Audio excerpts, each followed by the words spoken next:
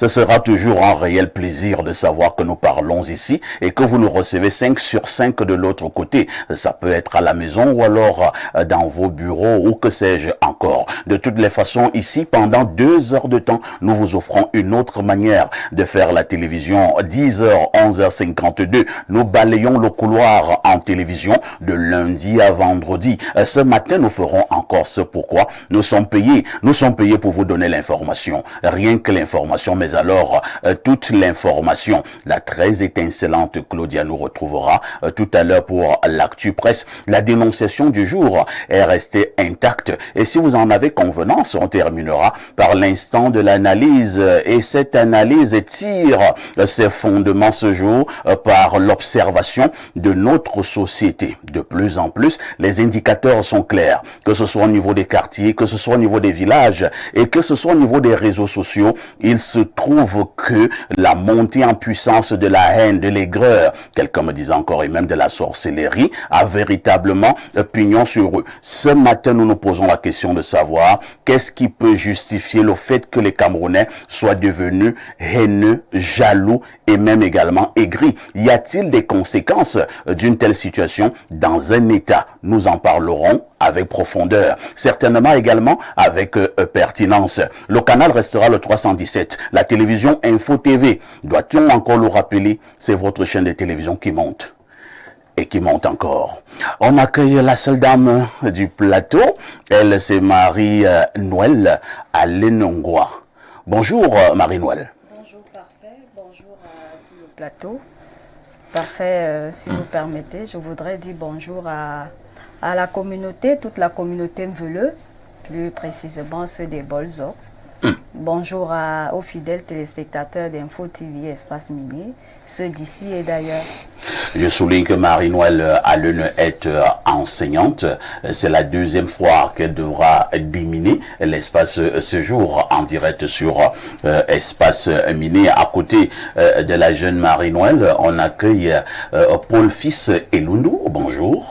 Oui, bonjour, Parfait Aïs, et merci encore de l'invitation. Vous me permettrez quand même de passer ce message. Je m'en voudrais si je ne le passe pas. Là où je sors, la jeunesse a voulu vous féliciter, vous rendre hommage parce que, vous savez, la dernière fois que le top management de Canal Plus était ici à Info TV, il a vu que la chaîne peut se retrouver dans le top Pro Afrique. Ça veut dire qu'au niveau du Cameroun, je veux dire que vous avez atteint les objectifs en termes d'audience, en termes de médias créés au niveau de la population. Et comme on dit souvent, quand on félicite, on demande plus. Ils disent qu'il faut faire plus d'efforts pour captiver la population et surtout vers les sujets qui ont un intérêt digne. Et aussi, je voudrais aussi féliciter pour finir Madame la Présidente de l'Ordre national des opticiens qui est en campagne. Et je voudrais dire qu'aujourd'hui, elle est un peu dans une position favorable malgré quelques résistances par rapport aux réformes qu'elle a pu apporter dans ce secteur qui était tenu par des hommes d'affaires. Pourtant, c'est un secteur médical. Donc, je me dis qu'aujourd'hui, elle peut être rassurée qu'il n'y aura plus trop d'aveugles au Cameroun et elle va continuer sa mission de restructurer ce secteur pour qu'il puisse participer au développement de notre pays. Merci Paul Fils et Lundou pour votre première préoccupation. Dormez tranquille, hein. Nous ferons toujours un effort d'aller plus haut. Nous ferons toujours un effort de satisfaire nos nombreux téléspectateurs.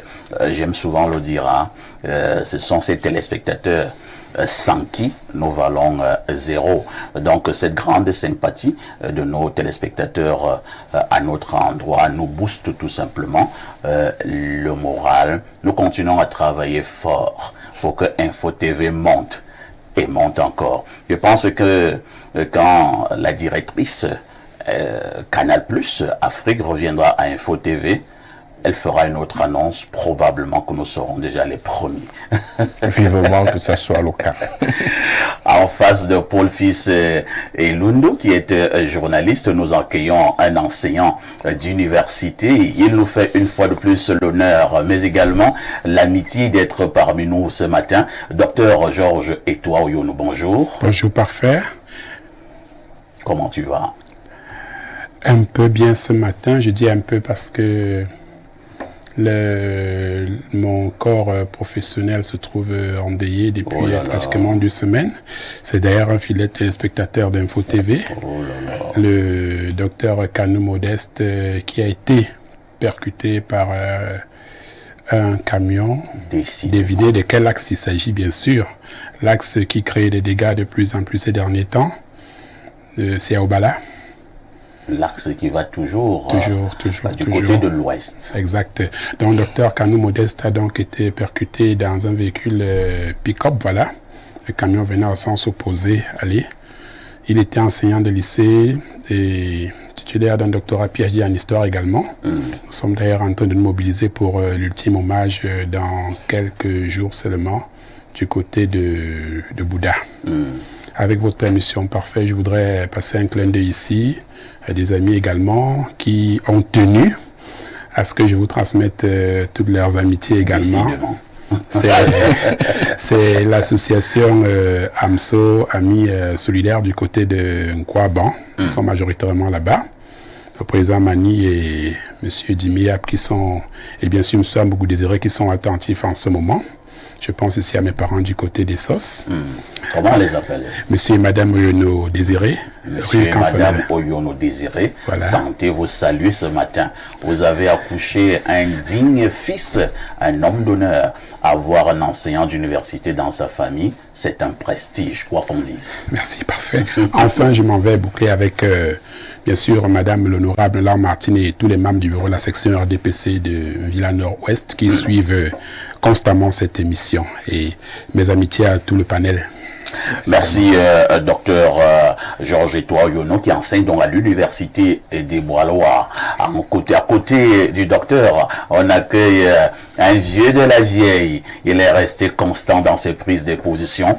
Sa pertinence fait de lui l'un des plus grands consultants de ces 15 dernières années au Cameroun. On l'appelle Pierre Blériot-Niamek, c'est un digne fils de Boumiebel. Il est par ailleurs descendant de Omiobe. Pierre Blériot, bonjour. Bonjour, parfait ici et merci de m'associer à votre panel. Dans toute cette présentation, le plus chic, c'est descendant de Oumiobe. Ah oui. Vous savez, beaucoup donneraient tout pour être descendant de Oumiobe. Mais il y en a aussi dont on ne se vanterait pas d'être des descendants. Ouais, ça c'est du Blériot. Donc, quand vous vivez là, vous vivez pour aujourd'hui, sachez que votre nom peut être un mauvais nom demain. Donc vos petits-fils et arrière-petits-fils ne pourraient se vanter. C'est vrai qu'il y a des noms, lorsque on prononce ce nom-là, on ne voit que le chanvre. Non, en fait, les gens vont même... Les gens vont voir que des insultes. Les gens vont même changer leur patronyme. À la vérité, parce que si on dit descendant d'un tel, non, donc je suis très heureux de l'être. J'envoie d'ailleurs des salutations particulières à mes tantes, Françoise Oumiobe et Hermine. Hermine est au Cameroun pour un certain temps. C'est vrai, il me taquine. Bon, c'est mon père, hein. Daniel, je lui envoie mes salutations également. Il sait que je suis un bon fils. Je suis un peu têtu, mais je suis comme je suis. Daniel, c'est le seul garçon de Ruben Oumiobe. Je lui envoie mes salutations. J'envoie mes salutations au chef de village de Ruben Oumiobe, Sa Majesté Martin Moïse Lissouk, qui a été très malade, mais avec la grâce de Dieu est debout depuis un certain temps. Et tous ceux qui sont de ce clan qu'on appelle les Longoun. Nous avons enterré, vous le savez, il y a peu, un grand-fils Longoun qu'on appelait Maître Tan Emmanuel. Mais nous avons aussi des grands-fils Longoun, comme Cabral Libi-Lingué. Voilà. Et donc, beaucoup d'autres, hein, à qui j'adresse mon bonjour sympathique. Merci Pierre Blériot. Nous vous repassons d'ailleurs une fois de plus la parole, cette fois-ci pour nous délivrer ces éternelles sagesses du jour. La sagesse de ce matin, Pierre Blériot. Celui qui veut de la considération se donne de la valeur et non un prix. On peut reprendre? Celui qui veut de la considération se donne de la valeur et non un prix. Ça veut dire quoi? Parfait, toute chose qu'on peut acheter n'a plus de valeur intrinsèque, mais un prix. Donc ne dites pas, on ne me considère pas. Si vous êtes à vendre, on ne va pas vous considérer, on va vous acheter. Si vous voulez qu'on vous considère, donnez-vous de la valeur, c'est-à-dire ne vous mettez pas en vente. Qu'on se comprenne, il y en a qui sont en vente. Très bien. Merci Pierre Blériot. Les sujets ont été proposés, le panel a été constitué. À tout de suite pour la suite.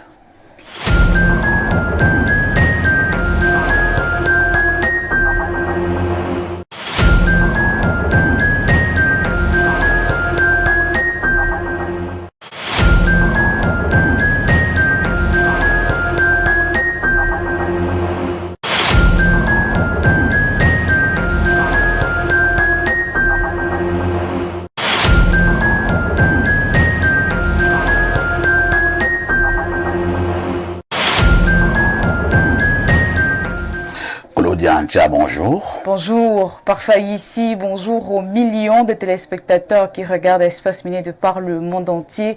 Bonjour à tes panélistes ce matin. Un bonjour spécial à un téléspectateur de la première heure de cette émission, Jean-Patrick Mani, dit Manos, qui nous regarde ce matin. Il est très content de savoir que je le salue. C'est votre cousin? C'est un ami. Ah, d'accord. Un ami de quel genre? Un ami c'est lui qui a oublié de l'accompagner l'autre jour. Oh là là, Blériot, je t'en prie. Il faut dire à celui-là que quand on finit, on l'accompagne à bon port. On ne laisse pas les gens en route. Tu parles de quoi en fait? Je ne sais pas de quoi tu parles. Je sais pas de quoi tu parles. parles. C'est la minuit. Ce n'est pas gentil. Est-ce que c'est bien? Donc si c'est lui, il a dit lui que... De toutes les façons, Claudia est toute de noir vêtue ce mercredi. J'espère que vous n'êtes pas en deuil. Non, pas du tout. Je ne suis pas en deuil. Au contraire, je suis en joie, tellement en joie. Rassurez-vous, le noir te va très bien. Merci. Je ne sais pas comment exprimer ma joie. Franchement, je suis trop contente. Que cette couleur noire greffée sur cette peau étincelante, ça donne tout simplement une symbiose en termes de beauté. Merci, parfait. Ne pleurez pas, Claudia. Pas encore. De toutes les façons, Claudia nous amène toujours en kiosque. Cette fois-ci, nous lui repassons la parole. Claudia, que disent les journaux? À la une des journaux ce matin, parfait, ici, élection 2025, les gouverneurs à Yaoundé, en formatant en kiosque, nous informent que pour le compte de la première conférence semestrielle, les gouverneurs se réunissent en présence des invités spéciaux, notamment les leaders d'associations et d'opinion. Paul Atangandi, ministre de l'administration territoriale, préside les assises ce 3 juillet 2024. Le quotidien donne plus de précisions en page 3. Première réunion semestrielle des gouverneurs pour une période préélectorale paisible. L'expression en kiosque ce matin nous renseigne davantage. Le quotidien de Jules Brice Ngaba ne manque pas à l'appel ce matin. Maintien de l'ordre en période préélectorale. Les gouverneurs des régions se concertent.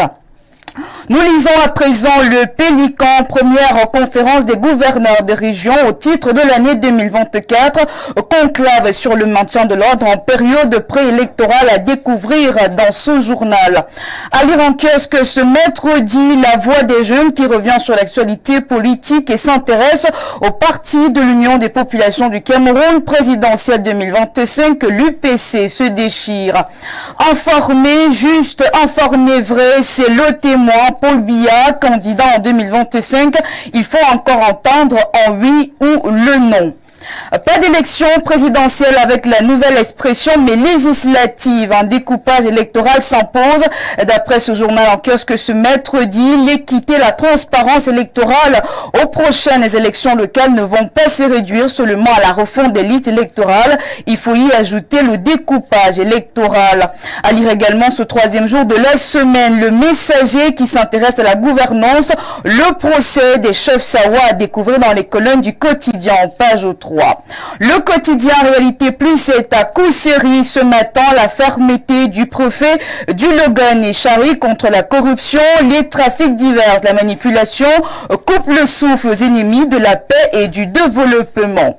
Parmi les journaux à lire ce matin, le quotidien Le Jour, crise anglophone, polémique autour du décès de 2 civils à Kumbo, les circonstances du décès de Hans Yuki et un certain Mouktaru restent troubles.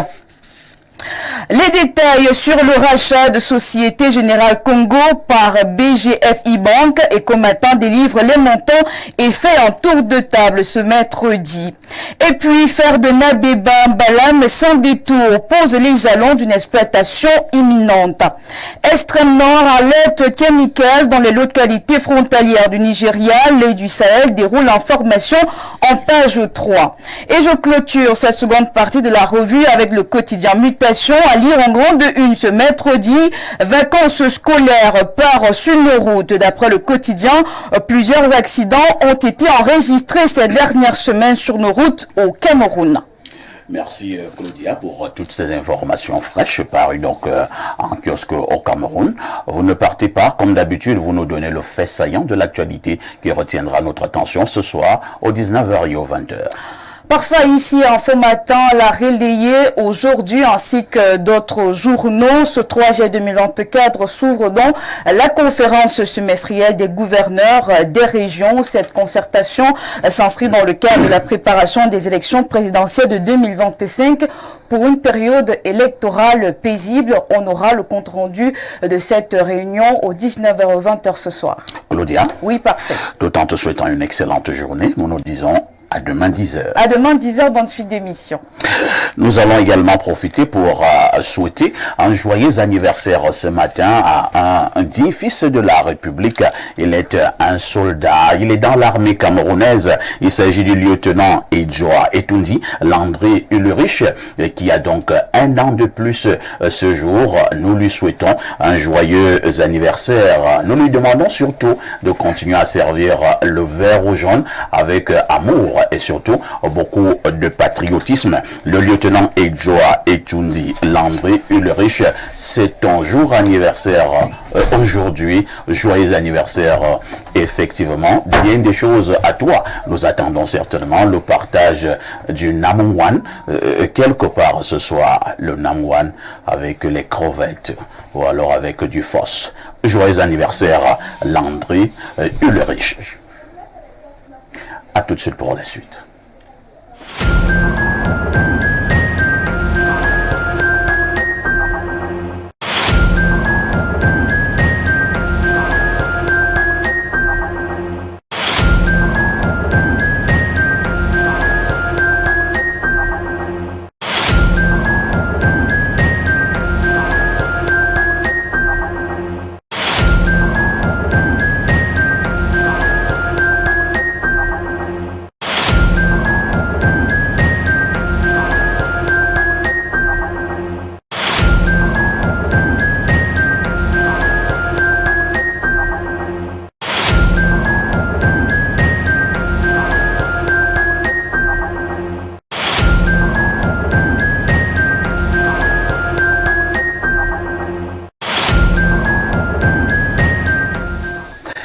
Quelques soucis techniques depuis, je pense, hier soir, bon nombre de téléspectateurs ne nous reçoivent pas sur Facebook à cause d'un petit problème de fibre, mais les techniciens s'attellent à rétablir la connexion. Mais avant de prendre la dénonciation de manière claire, nous vous disons encore que les 2 pages officielles de vos amis sont donc prêts. Vous avez la page Parfait Haïti officielle officiel. C'est l'unique page qui fera dorénavant foi. Donc, si vous avez besoin d'une information, mais surtout la bonne information et tout ce qui va avec, vous avez Parfait Haïti officiel. Vous pouvez également vous abonner pour être justement ces dignes téléspectateurs privilégiés. Vous avez également la page Pierre Blériot-Niemek officielle. Vous pouvez également vous abonner et vous aurez toute l'information concernant le consultant d'Info TV, à ne pas confondre avec certaines autres pages qui sont ouvertes par quelques plaisantes, mais également Tintin là dehors. Merci. La dénonciation du jour, Pierre Blériot. Parfait, ici c'est une dénonciation que je traîne depuis un certain nombre de jours, voire de mois, et j'ai décidé de la porter à l'attention de notre public. Il s'agit d'un monsieur qui est à une vingtaine d'années de mariage avec son épouse. Il reconnaît lui-même avoir été un très mauvais époux. Parce que je relate les faits tels qu'il a souhaité que les faits soient relatés. Il a été un très mauvais époux, de multiples infidélités, la violence conjugale et toute autre chose. Mais le pire aussi, c'est qu'il ne vivait pas totalement au pays.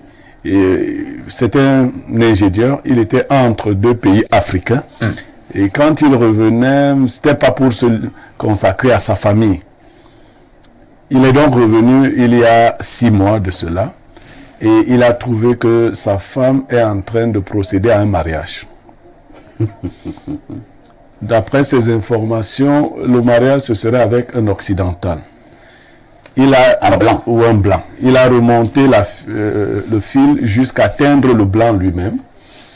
Il m'avait demandé conseil, je lui ai donné mon conseil, mais il ne l'a pas suivi. Il a envoyé les photos de son mariage au blanc, les enfants et tout le reste, espérant de cette façon décourager le blanc. Parce que la femme n'avait pas dit au blanc qu'elle était mariée, qu'elle avait des enfants. Malheureusement pour lui, le processus continue. Le blanc ne s'est pas découragé. Le blanc ne s'est pas découragé. Et lui, il a évidemment très mal parce que c'est maintenant qu'il se rend compte qu'il aime beaucoup sa femme. Donc, il ne veut pas qu'elle parte. Il souhaite qu'elle reste. En temps, sa situation économique s'est fortement dégradée. Oh là là. Et donc, il croit que ce n'est pas en ce moment-ci qu'on devrait l'abandonner. Cette actualité ne joue pas en sa faveur. Hein? Donc, c'est une actualité triste. C'est notre frère et puis j'ai voulu porter. Je lui ai déjà donné des conseils. Il a même été au bord du suicide. Oh là là. Il nous a écrit une fois ici. Oh là là. Il a été au bord du suicide. Je crois qu'il a dépassé cette étape. J'ai pensé maintenant que nous pouvions apporter la situation au niveau du grand public pour que d'autres conseils lui soient donnés. Alors, il a eu combien d'enfants avec son épouse? 3 enfants. 3 enfants. Il a à peu près quel âge, le monsieur lui-même? Il est entre 40 et 50. D'accord. D'accord. Aïe, aïe, aïe. Il reconnaît lui-même qu'il a été un mauvais époux. Il a été. Paul Fils et Lundu, voilà donc un Camerounais en détresse. Son couple, son foyer est en train de voler en éclats. Il reconnaît avoir été un mauvais époux entre incontable infidélité et violence conjugale. Maintenant, sa femme est en train d'aller avec un blanc. Il veut conseil, il ne veut pas perdre sa femme. Je vous passe la parole. Oui, mais parfait ici, c'est peut-être un pied. J'aurais voulu que la femme ait d'abord la vie. Vous avez peur? Pas que j'ai peur, mais parce que... La femme d'abord vous écoute aussi. En réalité, c'est une situation délicate parce que aujourd'hui, ce qu'on peut dire à notre frère, c'est d'abandonner et de se consacrer déjà à autre chose parce que... Qu'il laisse la femme. Il laisse la femme, il n'y a plus de chemin de retour. Parce que quand une femme a déjà pris une tangente, comme disent nos amis des réseaux sociaux, il n'y a plus moyen de l'arrêter, il n'y a plus moyen, il n'y a plus des arguments. Que ce soit l'argent, pire encore, qui se retrouve dans une situation financière indélicate. Donc je pense qu'il doit plutôt se concentrer sur ses enfants, sur son activité pour revenir en force. Et puis, moi, je pense qu'il doit déjà penser à la prochaine relation. De quoi sera sa prochaine relation et revenir pour corriger ce qui n'a pas marché avec la première femme aujourd'hui. Maintenant, pour moi, le temps n'est plus à consacrer ses énergies à vouloir convaincre la femme qui a déjà vu son paradis de l'autre côté. Ça sera une peine perdue et ça sera une énergie pour rien.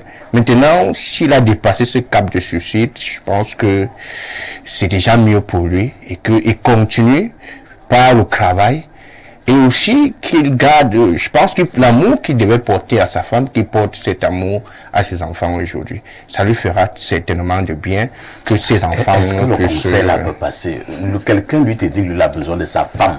Toi, tu lui dis que l'amour qu'il portait pour sa femme, qu'il donne cet amour-là à ses enfants, est-ce que c'est un transfert d'amour? Non, c'est pas fait. Puisque...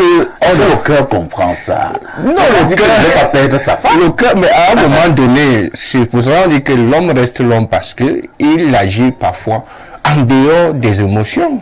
Il y a un moment où on doit mettre les émotions de côté, on doit mettre les sentiments de côté et prendre une décision qui parfois ne nous satisfait pas. C'est de ça qu'il s'agit aujourd'hui. Il ne s'agit pas des émotions, des sentiments. Il s'agit de prendre des décisions qui s'imposent parce qu'il est à un âge où parfois, je veux dire qu'un âge qui permet de prendre les grandes décisions pour aller vers peut-être un deuxième, un troisième âge aujourd'hui avec beaucoup de fierté. Ça veut dire qu'il doit se concentrer sur l'avenir de ses enfants au risque de tout perdre avec l'investissement qu'il a pu faire dans sa relation avec sa femme qui est déjà partie. Il doit se mettre dans la tête qu'il n'est plus avec cette femme.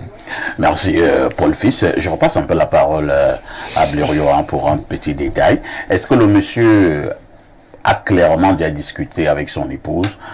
Est-ce que le monsieur a clairement dit à son épouse, chérie, pardonne-moi, je reconnais que j'ai été un époux catastrophique, mais je te promets de changer?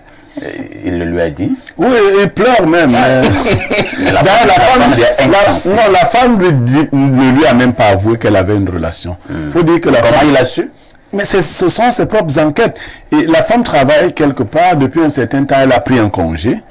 Et puis là-bas, quand il a appelé, on lui a dit que non, mais non, c'est que c'est toi qui es en train... Comme on savait qu'il était en Allemagne, que c'est toi qui es en train de prendre madame en Allemagne. Donc là, il se dit, mais moi je suis plus en Allemagne. On va donc passer la parole à la jeune dame du plateau, comme l'a souhaité Paul Fils. Alors, Marie-Noël, oui. Même dans la Bible, on demande de pardonner 77 fois.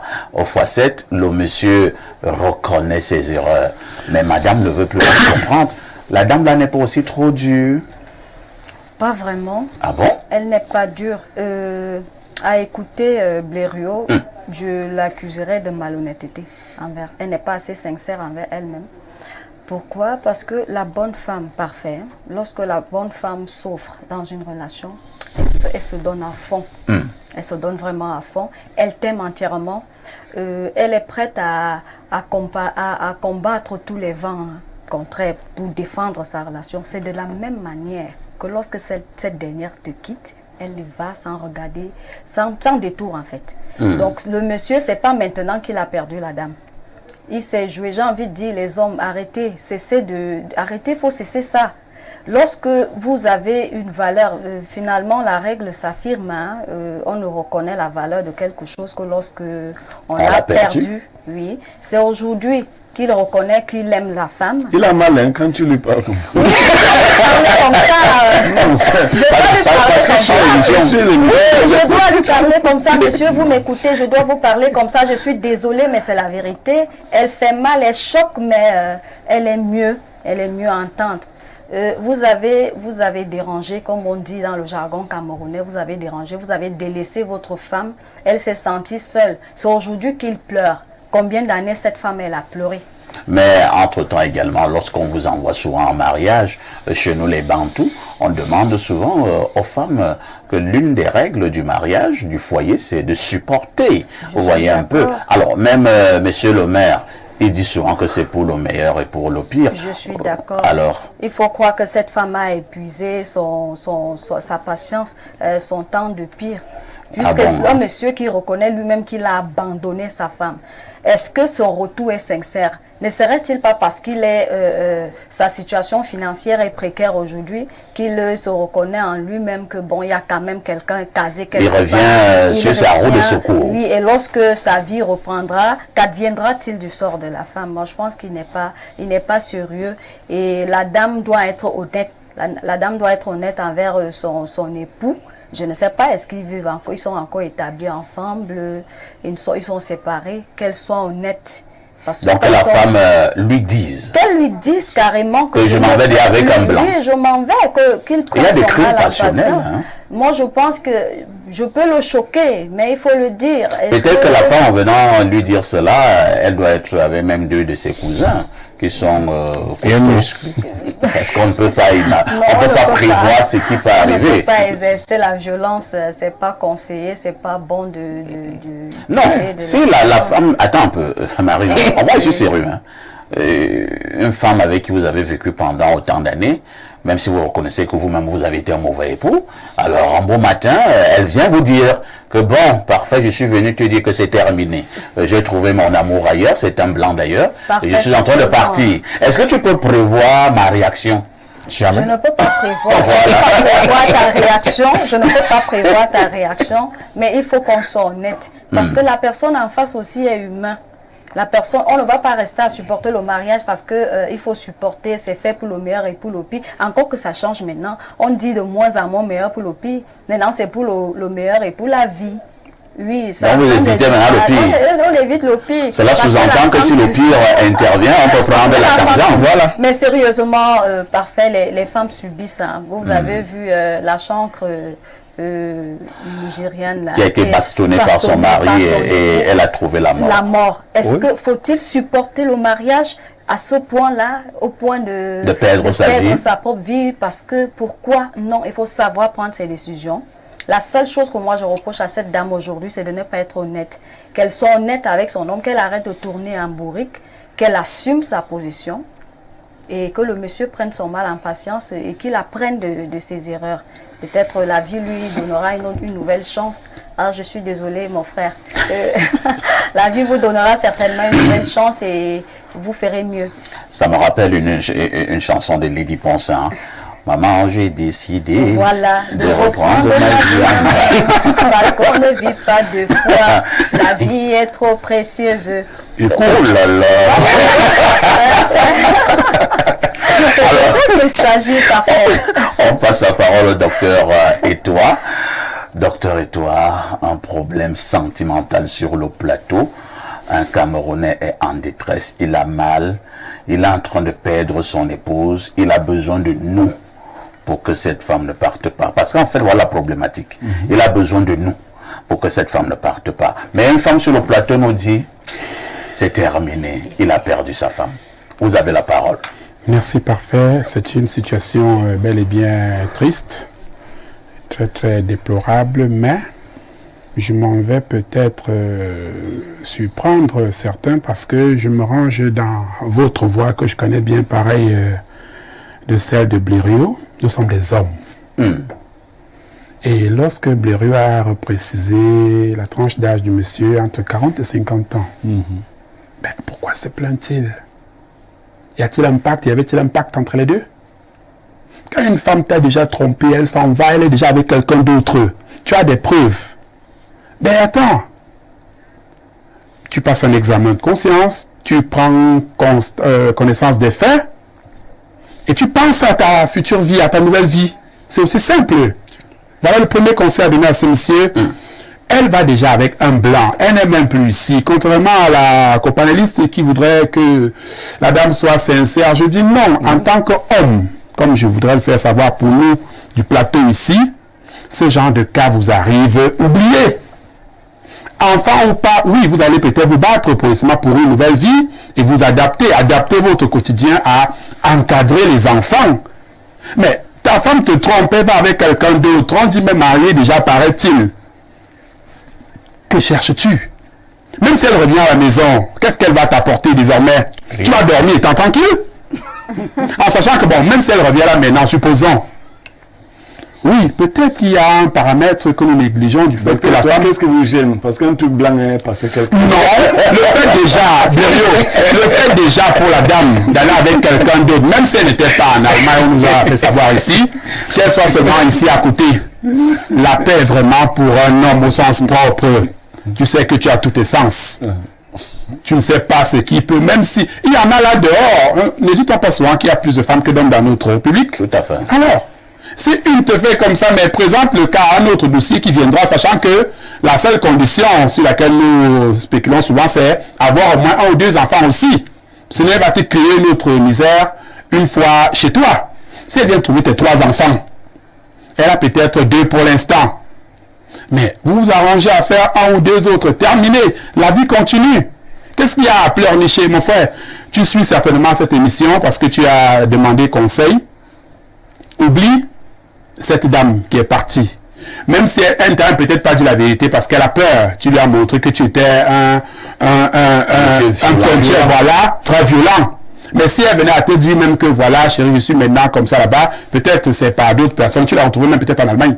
Qui sait? Mais là maintenant, elle a préféré par respect de ne pas te le dire, mais elle est partie. Tu te calmes. Oui, tu n'as peut-être pas un emploi décent pour l'instant. Je ne voudrais pas proposer le conseil d'aller au village faire les champs. Et après, non. Bon, est-ce qu'il travaille quand même encore, Blériot? Il se bat les... Ça ne donne pas... Oui, ces derniers temps, ça ne donne pas beaucoup. Comme c'était Oui, tout à fait. Et, parfait, je m'en vais chuter par là. Oui, je ne sais pas que mon frère qui nous suit certainement m'excuse de ce que je m'en vais dire là. J'espère que le fait de tendre la main, souhaiter que ton épouse revienne, peut-être c'est elle qui supportait à 80% ce qu'il se fait à la maison. Hein? Non, non, c'était lui. C'était lui? Oui, oui. C'est quoi le problème? C'était lui. Non, c'est l'amour. Quel amour! Il l'aime. Parfait. Je prends un autre exemple, ou bien, non, je vais laisser parfait. Un homme qui se retrouve en train de surprendre son épouse sur l'heure du conjugal et autres. Tu vas pardonner? Mais moi, non. On ne peut même pas d'abord prévoir ma réaction. Pourquoi doit envisager plutôt en termes de que c'est un pardon ou tel? Voyez-vous, soyons sincères. Qu'est-ce que monsieur oublie? Oh là là, docteur est très clair que ce monsieur oublie. On passe la parole à Pierre Blériot. Pierre Blériot, le monsieur a été au bout du suicide. Vous nous avez rassuré qu'il n'y est plus. Il commence à se soigner. Est-ce qu'il ne devrait pas continuer à se soigner? Ben parfait, un malheur ne vient jamais seul. Il a eu un autre malheur? Oui, je parle du départ de la femme. En général, quand votre femme s'en va ou quand votre partenaire s'en va, ça s'accompagne toujours d'autres difficultés. On vous enlève au travail, vous perdez les marchés. C'est souvent comme une sorte de série noire. Traverser cela, c'est pas comme les gourmands d'enfance, hein, où la petite te largue entre 2 récréations. On te dit de pleurer, ça va aller. Non, c'est plus lourd que ça. C'est vrai, la copanéliste le disait, nous les hommes, nous ne mesurons pas souvent la valeur de certaines épouses que nous avons. Des fois, vous voyez quelqu'un maltraiter sa femme, vous vous dites, mon Dieu, est-ce que ce monsieur voit la perle qu'il maltraite? Mais c'est malheureusement la nature. Une fois que la femme a pris la décision de partir, parfait, c'est pas notre émission qui va la faire revenir. C'est pas que notre émission n'ait pas d'impact, non. Mais elle est partie depuis. Comme a dit la... Non, elle est partie depuis. Et puis ajouter aux aspects matériels. Voyez, notre émission ne va pas lui donner l'argent que le blanc lui donne. Bon, vous voyez, elle a caché même le fait qu'elle était déjà mère. De l'autre côté aussi, il faut souligner que le blanc est très engagé.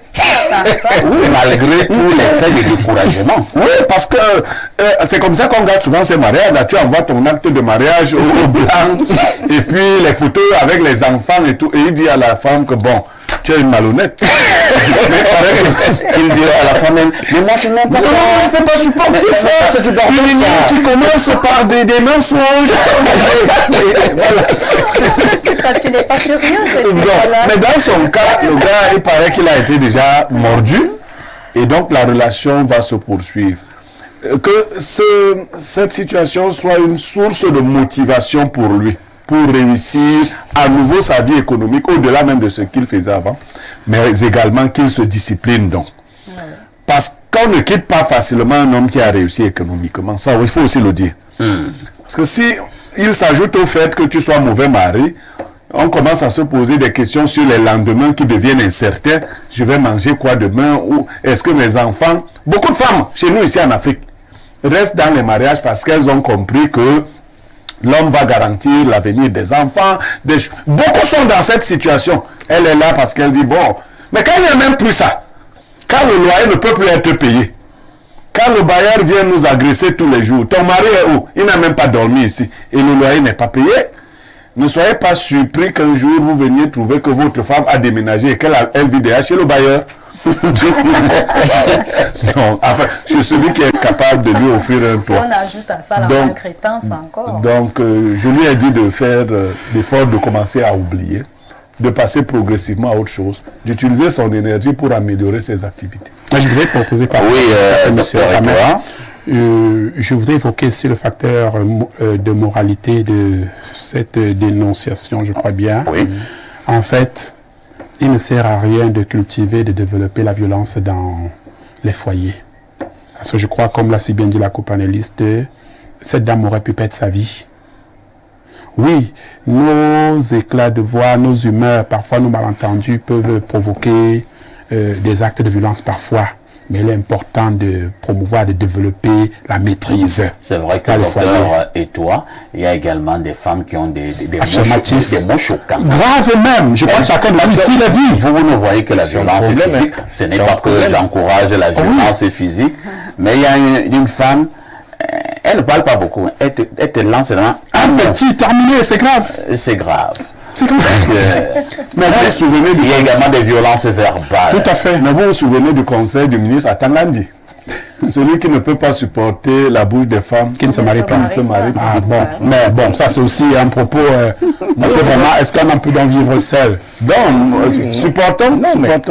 Mais moi, je veux ajouter quelque Oui, chose aussi. Paul Fils. Parce qu'on peut pas condamner la violence sans condamner aussi ce que font les femmes. Parce Tout qu'en à fait. réalité, Non, quand vous le faites, c'est comme si vous légitimiez la violence. non, Non, le sous-entendu, Oui. pour condamner la violence, il faut des hommes, il faut condamner Condamner ceci, aussi ça. Non, il faut condamner la violence. nous condamnons.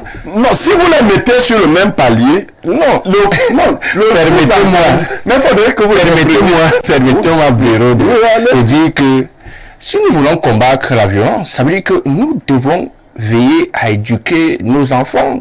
Parce que ce soit l'homme, que ce soit la femme, c'est l'éducation de celui qui a foutu le camp qui fait qu'aujourd'hui, quand on se retrouve au mariage, on a raté l'éducation ici, et ça devient du cafarnaum au niveau Vous savez du ce que je mariage. dis aux jeunes garçons pour éviter la violence?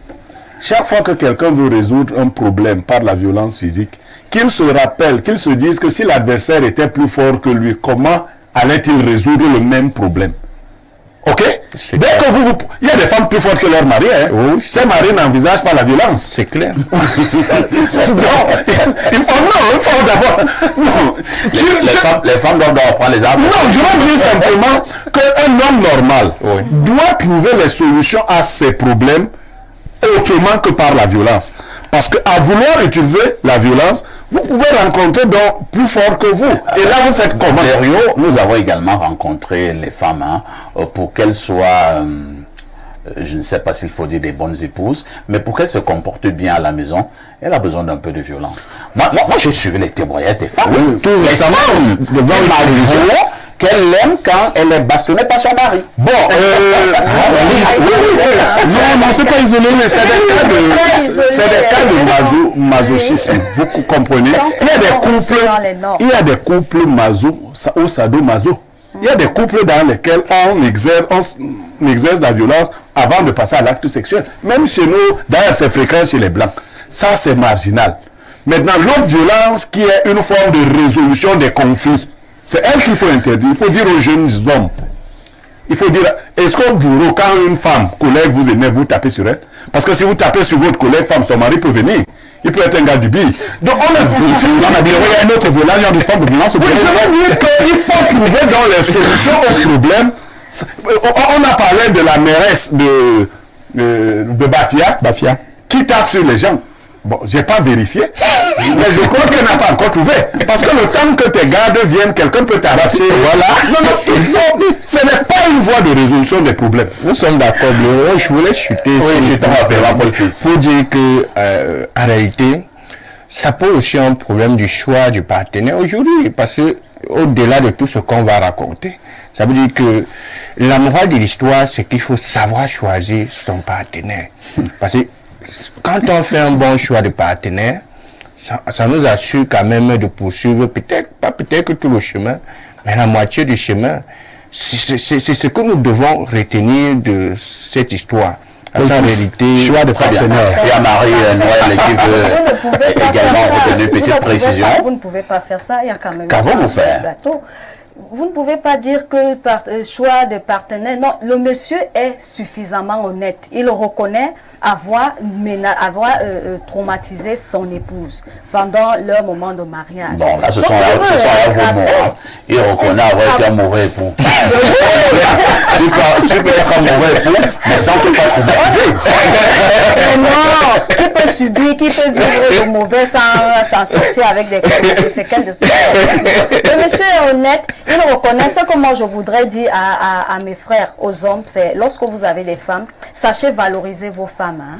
Il faut valoriser les femmes, vos épouses. Elles ne seront pas mieux aimées par quelqu'un d'autre que vous. Hein. C'est à vous, lorsque quelqu'un viendrait à faire mépriser votre femme, c'est à vous, ce sera à vous de recadrer pour lui donner de la valeur. Mais lorsque c'est vous qui la piétinez, elle reste sans sécurité. Quand on sait qu'on se marie pour sa sécurité. Ta sortie orientée, aussi, hein?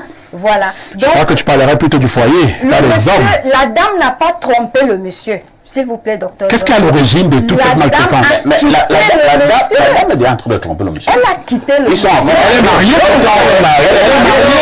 est mariée. C'est la trompée.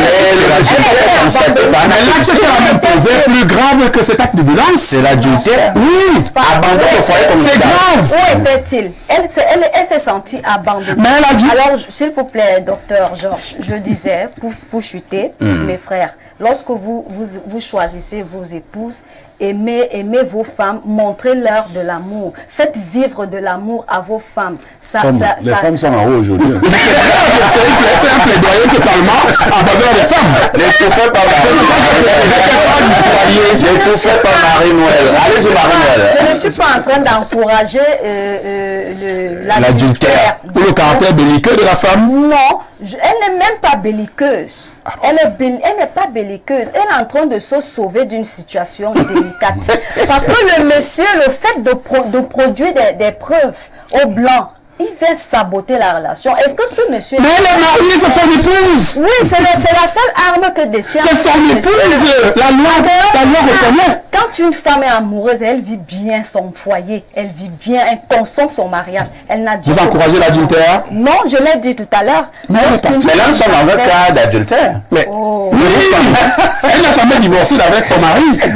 Si vous dites que je favorise, j'encourage l'adultère, ça veut dire que vous encouragez la violence par ricochet. Non. Mais docteur, il faut lui dire que, en réalité, si le monsieur avait encore les moyens qu'il avait, la femme n'allait pas. Elle allait supporter ces conditions aujourd'hui. Jusqu'à la pendant des années. Oui, on arrive du moment où le monsieur n'arrive plus à s'imposer par les moyens qui sont aujourd'hui. J'ai lu quelque part parfois ici, quelqu'un demandait un conseil sur Facebook, comment conserver une femme quand on a la faiblesse. On n'a pas d'argent, on n'est pas beau.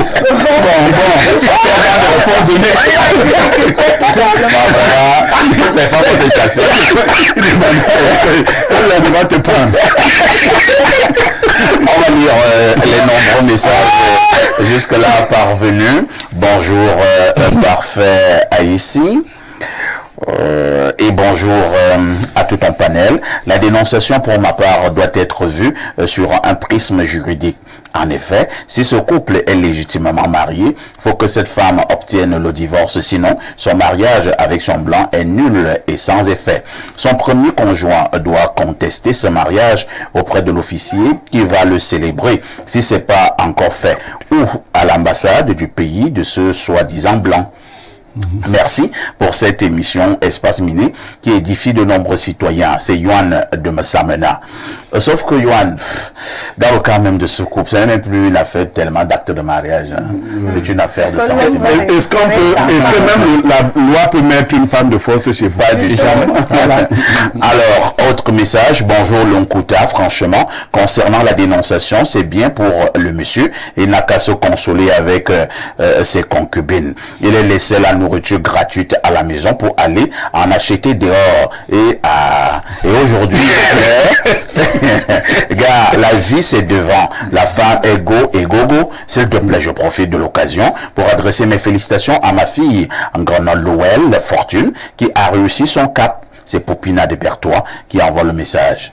Je vais aussi parler comme au quartier, hein, il paraît aussi que le BPC est dehors. Tout à fait, tout à fait. Donc, félicitations également à tous ceux qui ont obtenu leur BPC.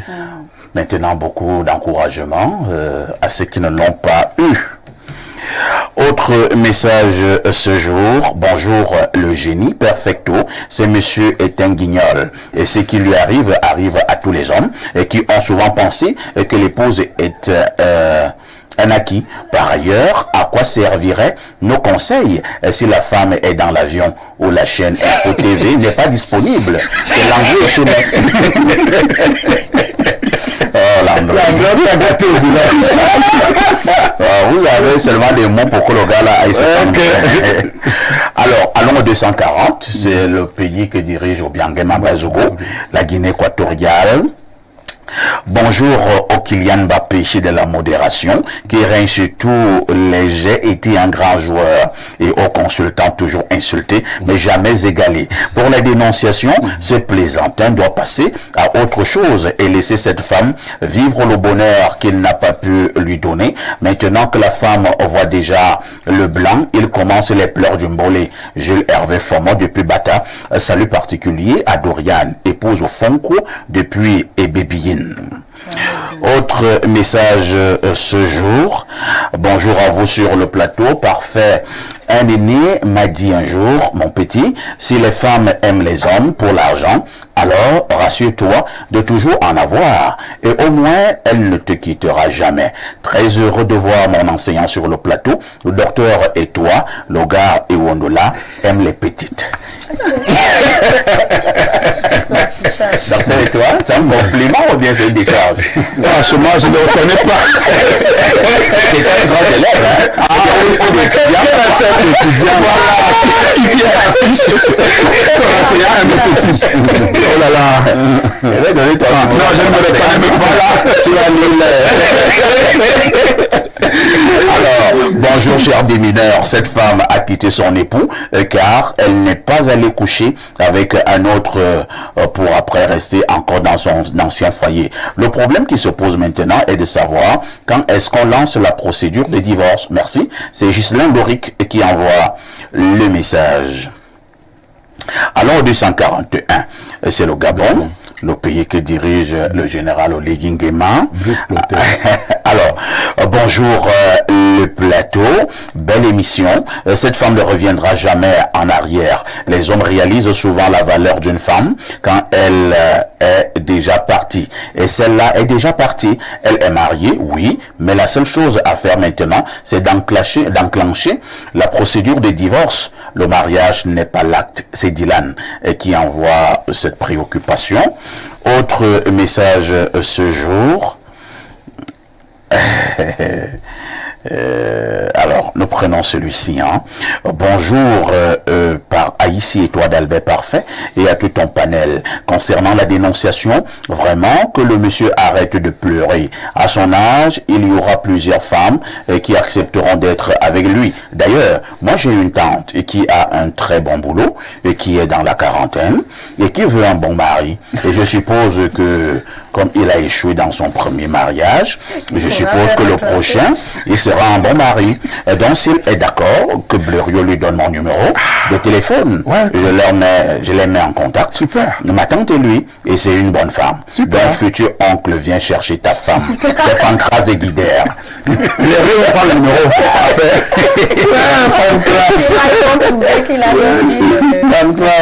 D'accord. Bonjour, parfait. Il y a tout le panel. Pour la dénonciation, ce monsieur mérite un peu ce qui lui arrive. L'histoire de donner la valeur au charbon quand le gaz est fini doit un peu cesser. La femme doit poursuivre sa vie. Les femmes ne sont pas des esclaves. Pour les hommes sages, on ne jette pas le tapioca parce que le riz est au feu. Il faut être prudent. Le gaz peut lâcher. On peut être infidèle et mettre sa famille à l'aise. Dans ce cas, la femme ne cherchera pas à se plaindre car elle sera comblée et aura peur de perdre ce qu'elle a. C'est Raph Adouala qui envoie le message. Et il continue en disant, Blériot demande-lui de laisser, s'il te plaît. Autre message, c'est Aristide Editoudi. Qu'est-ce qu'il dit? Bonjour à vous sur le plateau. Pour la dénonciation, demandez à ce monsieur de digérer son karma en silence. Ok, il y a même personne qui soutient le monsieur, c'est aussi. Vraiment. Alors, bonjour, parfait. Que ce monsieur continue sa vie. Il a perdu cette femme car il était négligent et en plus infidèle. Comme dit mon père tout le temps, on ne discute pas sur le lait versé. On essuie et on passe à autre chose. Les gens ont des sagesses. Et qu'ils laissent la femme la faire les métis avec le blanc. C'est Arnaud déjà. Et ce seront ces enfants, mais si ces enfants sont nés dans le mariage, ce seront les métis, ce seront les enfants du monsieur. Parfait, Haïti, très bonne émission. Il y a un monsieur très mal éduqué et qui t'insulte sur les réseaux sociaux parce que, mon ami, lorsqu'on m'insulte ici comme mon frère Rémi Blériot, je me recharge. On ne voit pas qu'aujourd'hui je suis plus gay que hier. Je me recharge. Et je vous disais il y a 3 mois ici que à chaque fois qu'on m'insultait sur les réseaux sociaux, j'ai eu une ascension sociale. Donc, allez-y. Vous voyez comment je me recharge. Parfait pour oui, Marie-Noël. Et à ce que tu dis, quelqu'un a chanté, c'est pas si c'est un Ivoirien, il dit quand on parle de moi, ça me fait danser, ça me fait grossir. C'est le cas. J'ai commencé justement le sport aujourd'hui. Voilà. Je dois dire à mes aînés, comme nous parlons, le ministre Grégoire Ona, le ministre professeur Moïse Kombi et le maire de Yaoundé Premier, le maire Jean-Marie Abouna, je leur dis que j'ai commencé. On se comprend. À tout de suite pour la suite. En juin, seulement avec Canal+. À la Black Mafia Family. Magnifique.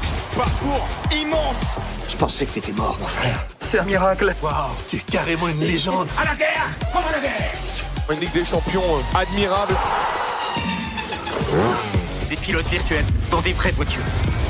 On a le droit d'avoir peur. Y'a pas de patrouille. Vite. Tu dois avoir la foi. Qui va remporter la Copa América? Et le gagnant est... Top là. À très vite. 100% de toutes vos envies avec Canal+. Et pour ne rien manquer de tous ces programmes, on vous offre 30 jours. Oui, 30 jours à tout Canal+, pour tout réabonnement à votre formule. 15 candidats, filmés 24 heures sur 24, pendant 8 semaines, dans la Maison des Secrets. Saurez-vous garder le secret? Inédit, Secret Story arrive le samedi 15 juin sur le canal 99. Et dès maintenant, le décodeur HD est à 5000 francs à partir de la formule Access. Profitez-en vite. C'est tout pour le moment.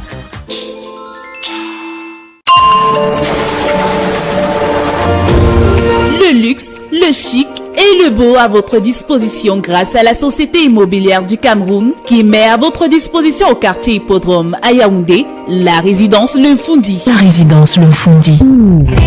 La résidence Le Fundi est un immeuble constitué de 152 appartements au standing de type T1, T2, T3, T4, T5 et T6 avec des surfaces utiles allant de 18 à 445 mètres carrés et d'un espace de commerce d'une surface globale de 954 mètres carrés. La résidence Le Fundi, c'est 4130 mètres carrés de parking pour 134 places, 3070 mètres carrés d'espace commun, 4 ascenseurs, 2 groupes électrogènes de puissance globale de 800 kVA, un forage, un système de sécurité incendie, une bâche d'eau et une station d'épuration. Réservez et achetez dès maintenant votre appartement au standing ou votre espace de commerce. Pour toute information, contactez la division commerciale et marketing de la SIC au numéro 695 89 98 49 695 89 98 51. Société immobilière du Cameroun, la volonté de mieux vous loger. Renafro Finance SA, acteur majeur de la microfinance au Cameroun depuis 1996. Et si ta solution venait de la Masso?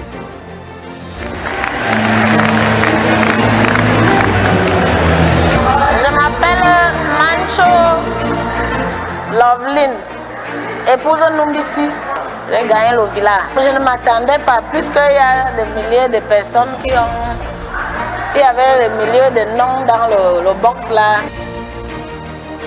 Deviens propriétaire d'une villa à partir de 100 francs CFA. Renafro Finance SA, acteur majeur de la microfinance au Cameroun depuis 1996.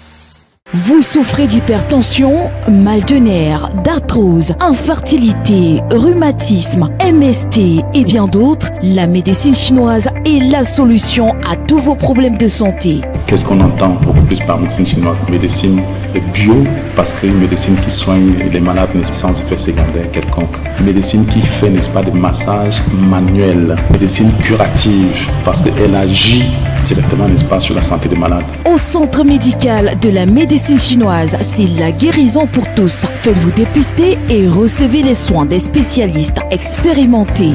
J'avais l'arthrose. Aujourd'hui, je me sens vraiment à l'aise. Je suis vraiment satisfaite. Je suis venue pour me faire soigner et puis j'ai trouvé un bon résultat. Le centre médical de la médecine chinoise est situé en Volier, derrière la basilique. Contact 691 19 87 68.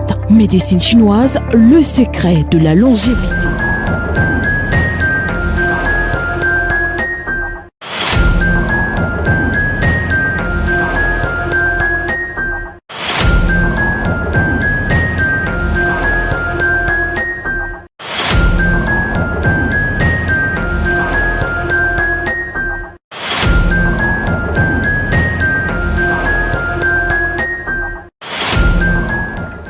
On ne le dira jamais assez, 10h, 11h52 sur Info TV.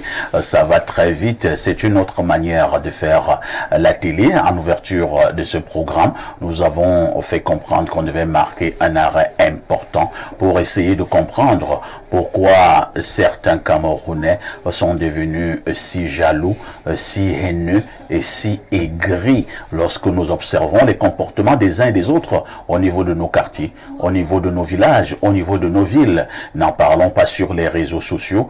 Nous avons la nette impression que la jalousie, l'aigreur et tout ce qui va avec gagne du terrain. Nous passons d'abord la parole à Paul Fils Elounou. Première question. Avez-vous l'impression que le constat fait par Espace Miné ce matin est vrai? Oui, en fait, le constat est absolu. Ça veut dire que c'est au-delà de vrai, c'est très vrai. Donc il n'y a pas de débat. Il n'y a pas de débat là-dessus. C'est un constat flagrant. On observe au niveau des réseaux sociaux, même au niveau du quotidien aujourd'hui, la haine, la violence et la jalousie.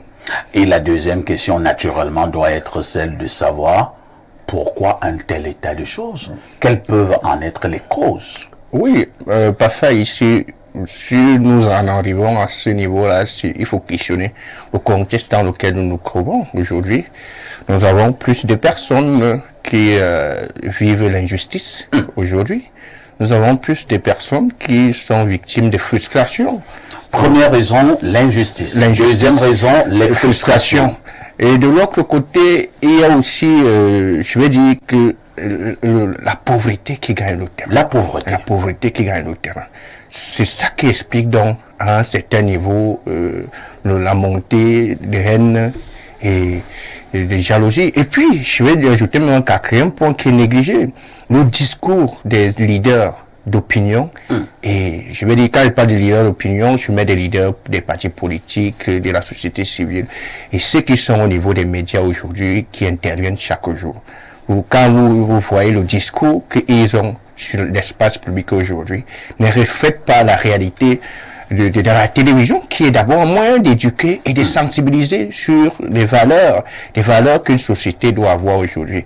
Bon, quand je parle d'injustice aujourd'hui, si on se retrouve que on a des problèmes et que au moment l'État n'arrive plus à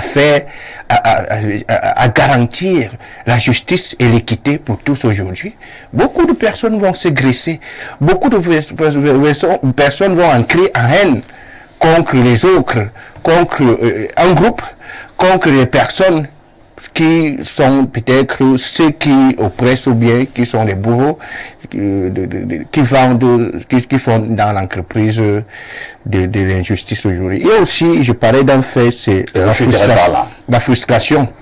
La frustration aujourd'hui, c'est à tous les niveaux.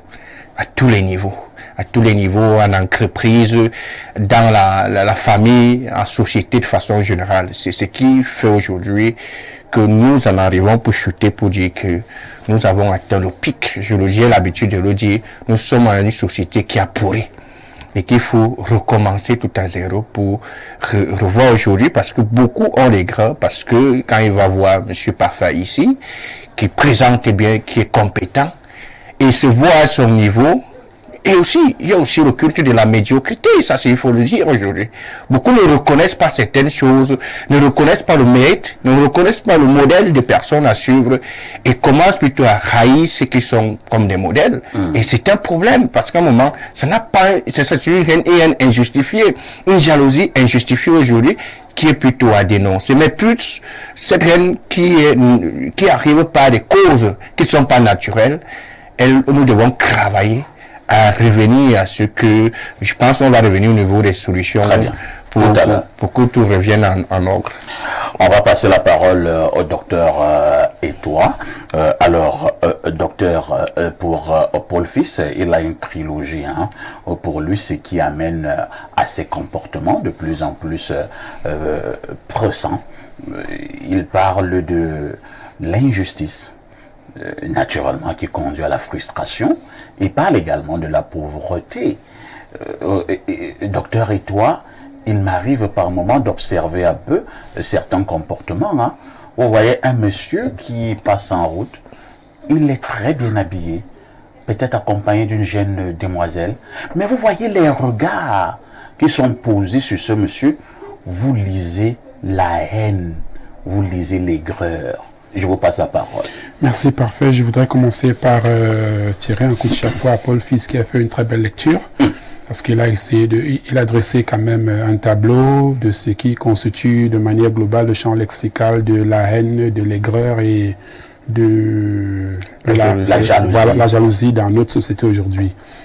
Maintenant, pour venir à votre préoccupation, il faut dire que le monsieur qui se balade accompagné peut être un produit d'un environnement précis, lequel environnement fait partie ou développe cette sorte d'injustice dont a parlé Paul Fils. Cet environnement qui ne pense qu'à lui, c'est-à-dire que c'est eux qui brassent pratiquement tous les moyens, tous les postes, tous les avantages, c'est eux là-bas. Voyez-vous, il va se retrouver en train de passer en cours de route, on le reconnaît, soit par son nom ou par sa morphologie ou son physique. On dit, mais voilà, là je m'en vais paraphraser un peu ce qu'on évoque constamment.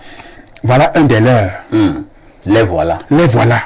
Ce qui est sûr, ce monsieur ne sera même pas tranquille parce que où il est en train d'aller à pied calmement, il ne sait pas ce qui peut lui arriver, où il sera en ce moment. Donc, je vais avouer, comme l'a dit Blériot, lorsqu'il faisait allusion au nom que nous portons. Aujourd'hui, mon second nom, je ne suis pas seulement Etoa comme parfait de l'autre côté, mais j'ai un nom qui était craint, aussi bien dans ce pays que dans la région du Sud. Mon second nom. Je préfère ne pas l'évoquer de peur d'attirer l'attention de certains là-bas pour dire que ce que ce monsieur a développé dans ce pays et dans notre région, beaucoup de personnes déplorent aujourd'hui. Ah, vous avez donc peur de prononcer ce Tout nom. à fait, c'est le mien. Vous rejoignez sur... Tout à fait. Blériot, que les noms que nous avons ici vont nous rattraper même après 3, 4, 5 décennies. La preuve en est que vous ne voulez pas exister. Je voudrais pas. Quand je me présente ici, vous parlez de Georges Etoa, simplement. Voilà. Et je vous dis maintenant encore merci de ne pas trop évoquer le côté là. Ceux qui vont se fâcher, qui me regardent. Parce qu'en fait, je sais pas, je préfère même faire une parenthèse de ce côté et parler plutôt de ce qui est plus important ici, honnêtement. Ouais. Il y a beaucoup de choses dans nos sociétés aujourd'hui. Ce qui paraît comme ordre, entre guillemets, ne l'est pas. Ça reste un ordre pour ceux qui ont les commandes, ceux qui sont aux commandes. Et c'est pourquoi ceux qui n'ont pas moyen d'accéder aux sphères décisionnelles sont obligés de subir. En subissant, je vais prendre quelques cas. L'enseignant qui est à côté maternelle ou secondaire, quand il sait que il a les enfants ou les produits d'une certaine catégorie, vous croyez qu'il va faire son travail étant tranquille? Du tout. Dès lors qu'il n'a pas la rémunération attendue, il n'a pas les quelques primes qui pouvaient passer. En dehors de ça, il a des enfants à la maison qui n'ont pas d'emploi. Vous lui demandez d'aller bosser alors que ceux qui dirigent ne font pratiquement rien pour améliorer. Il va se développer donc un sentiment d'aigreur, de haine. Donc on va appeler ça jalousie. Je souhaiterais ne même pas parler de jalousie dans ce sens parfait parce que peut-être au sens propre, oui, c'est de la jalousie, mais on va même dire que c'est une jalousie fondée. Parce qu'en fait, la minorité qui se retrouve en train de gérer, d'avoir les commandes de ce qui devrait faire régner l'ordre au sens propre dans la société, ne le font pas. Et vous allez me dire que ceux qui sont en minorité vont développer le sentiment de jalousie. C'est fondé ou c'est pas fondé? C'est tout à fait normal. Parce qu'on devrait assister à une répartition presque équitable du petit bout de gâteau, de pain, pour qu'on n'assiste pas, comme l'avait dit chapeau à monsieur le gouverneur Abatédi de l'autre côté, qui essayait de retracer un tout petit peu les qualités de bons leaders pour que la société vive dans la paix, l'harmonie et la cohésion. Quand vous ne partagez pas, qu'attendez-vous? Quand vous méprisez ceux qui sont tout autour, qu'attendez-vous finalement? Bref, c'est pour dire que il est temps de déconstruire un tout petit peu les approches et les modes. Et comme j'ai coutume de le dire parfait, qu'on rentre de manière effective. En fait, c'est vrai que je parle déjà des solutions là, je vais pourtant pas. On parlera des solutions tout à l'heure. Le temps pour nous de permettre également à Pierre Blériot d'argumenter et surtout d'analyser. Pierre Blériot, c'est vrai que Paul Fils et Lundu, mais également le docteur Etoa pensent que ce sont les inégalités sociales qui créent ces sentiments d'aigreur et même de haine. Mais à côté de cela, n'avez-vous pas également quand même l'impression que certains Poirignats sont quand même haineux, sont jaloux, et ainsi de suite, envers les autres? Ben, les inégalités ne finiront pas. Elles iront même en s'exacerbant. Il y a ce que les psychologues appellent la mentalité du bouc émissaire. Dans une situation de précarité, dans une situation de souffrance, la charge émotionnelle qui habite l'individu l'amène à trouver une cause à ces problèmes. Presque nous tous ici avons entendu dans certains villages, dans nos villages, que la famille de tel prend les cerveaux des enfants des autres. Tout à fait. C'est un mythe qui se construit sur la base de la psychologie du bouc émissaire.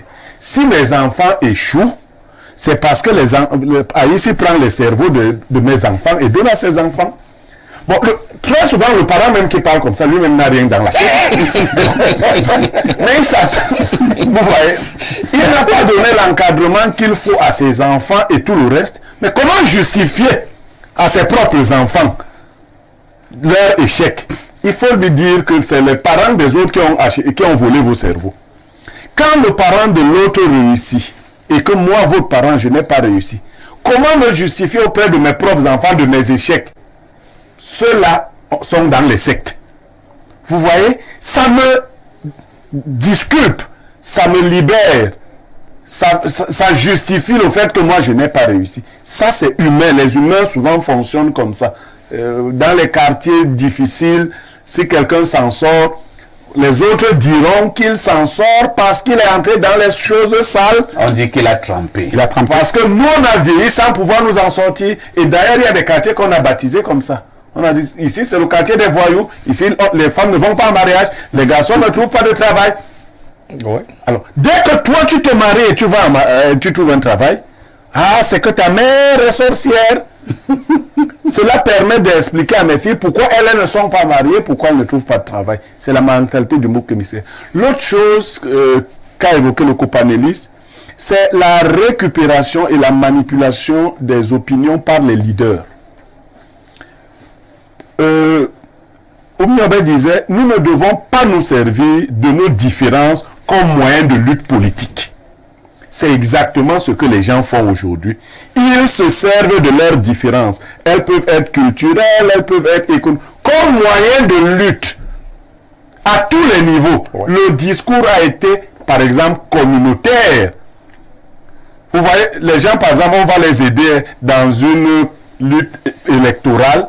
Finalement, ils vous disent qu'on ne veut pas que telle tribu. Vous voyez, les gens, quand ils parlent, vous sentez les irrédentismes tribaux, les bêtis, les fambétis, il faut préciser comme ça, les bassas, ils sont aussi entrés dans la danse, les banmés. Vous voyez, en fait, les leaders se servent de ça pour manipuler l'opinion. L'opinion ne se rend pas compte qu'au quotidien, nous sommes voisins. Quand Eneo coupe, il ne distingue pas les bêtis, les bassards, il coupe pour tout le monde. Ouais. Et quand l'ami de Pafa ici, qui est à Kamwata, là, ne donne pas l'eau, il ne distingue pas les quartiers. Avant même, on reconnaissait que ça, c'est le quartier à Oussa, on pouvait couper là-bas, ou on laisse chez le quartier, je ne sais pas. On coupe chez tout le monde. Mais le leader d'opinion viendra vous dire qu'on veut martyriser notre communauté. Alors, ils se servent des clivages, des inégalités comme moyen de lutte politique. Finalement, parlons des médias. Il y a certains médias, pas tous, qui ont une orientation haineuse. Ah bon? Oui, il y a des médias qui ont une orientation haineuse. Des médias au Cameroun? Oui, bien sûr, okay. Bien sûr. Il y a des médias qui, de par le développement de leur thématique, donnent l'impression de diviser la société. C'est vrai quand même que lorsque Blériot parle, dire orientation haineuse, c'est un peu trop fort. Non, mais il y a peut-être, à la lecture de certains programmes de leur orientation, ça développe ici un petit sentiment. Non, mais avant, je dis comme ça que d'orientation haineuse. C'est le mot là que j'ai choisi. Parce qu'en fait, le discours public, oui, doit être élagué des considérations tribales, communautaires. Il ne faut pas, par exemple, dire qu'il y a des communautés qui dépassent les autres communautés. Je l'ai déjà dit. Ce n'est pas vrai. Dans certaines conditions, certaines choses se produisent. Vous savez, pour comprendre le problème communautaire, il faut entrer dans les familles. Il y a des familles qui ont cru qu'elles étaient les plus intelligentes du village. Tout à fait. Parce que vous êtes allés au marché les premiers, vous avez beaucoup acheté, vous avez le premier travailleur, ainsi de suite. Et vous avez raconté partout que les autres étaient... Ils ne font rien. Aujourd'hui, c'est le contraire. Les choses ont changé. Le monde peut changer. Et mis dans certaines conditions, on peut obtenir certaines choses. Je crois que nous devons viser à la construction d'une nation. Et pour chuter, le niveau de corruption de notre pays ne nous aide pas. Parce que même pour avoir une bonne visibilité politique, quand on vous nomme, même moi que les Bassas ont combattu ces derniers temps, si on me nomme maintenant, Vous savez qui seront les premiers à remplir le chez moi? Bien sûr. C'est pas ça. Tu sais, mais tu es la fille. Et ils vont m'expliquer que non, même ce qu'on disait là, c'est toi. Vous savez depuis que c'est toi. Et moi-même, j'aurais tendance à leur dire que je vous ai compris. Parce qu'en fait, celui qui nomme les gens, dans le cas du Cameroun actuel, vous nomme pour que vous lui apportiez du bétail électoral. C'est-à-dire que si on me nomme, comme je suis du centre, je suis du Nyon Ekele, ainsi de suite, il faut que le Nyon Ekele vote le futur président qui sera à son nouveau mandat, le mandat des grands défis. Vous l'avez déjà pour le nom. Donc nous passons des grandes réalisations, les grandes opportunités, les grands défis. Merci bien. Hein. On peut exploiter ce slogan. Alors, Marie-Noël, c'est vrai que les uns et les autres ont mis véritablement beaucoup d'arguments pour comprendre, pour donner les raisons d'une telle attitude de bon nombre de Camerounais, les attitudes de haine, de jalousie, d'aigreur. Je voudrais peut-être que nous puissions évoluer à la recherche des solutions.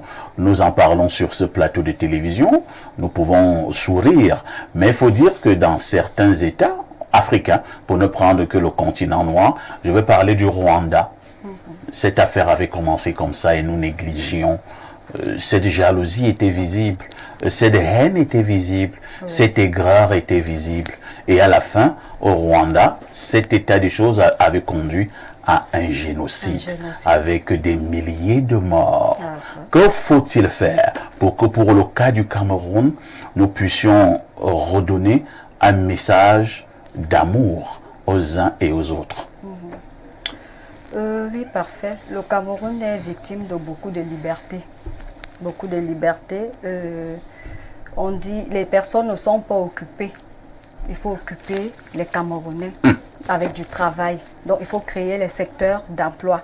Qu'on permette aux entrepreneurs camerounais d'investir dans leur pays parce que beaucoup ont la volonté, mais ils sont heurtés à des difficultés qui leur permettent pas... Marie-Noël, moi je connais des gens, pour parler encore comme au Camerounais, excuse-moi de vous interrompre, qui sont bien situés, qui ont de l'argent, qui ont des bons postes de responsabilité, mais qui sont haineux.